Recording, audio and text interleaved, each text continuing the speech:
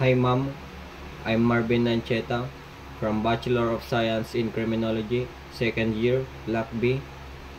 And what I will portray today is someone who is close to my heart and my idolized leader since 2016, no other than our former President, Rodrigo Duterte.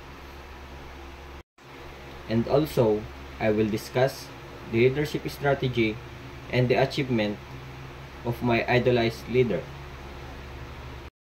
Rodrigo Duterte is known for his authoritarian leadership style and man of the people persona, characterized by fiery rhetoric and controversial, off-the-cuff speeches.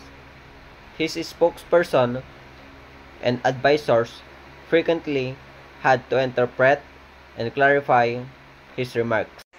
And the achievement of Rodrigo Duterte during his presidency, his domestic policy focused on combating the illegal drug trade by initiating the controversial war on drugs, fighting crime and corruption, and intensified efforts against terrorism and communist insurgency.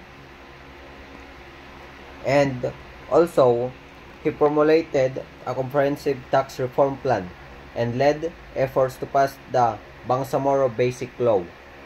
Additionally, he sought to streamline government transaction and launched the nationwide 911 rescue and 8888 complaint hotlines.